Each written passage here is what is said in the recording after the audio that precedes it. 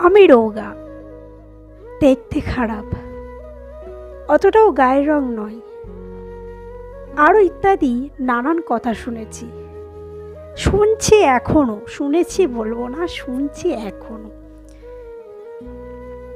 লোক যেন তোমার চেহারার দিকেই নজর দিয়ে বলবে, এত রোগা কেন, এত রোগা হয়ে যাচ্ছিস কেন।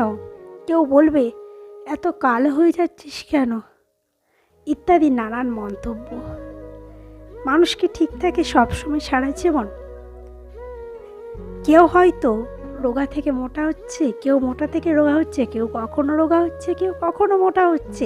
চেহারা রূপ সৌন্দর্যগুলো কী হবে?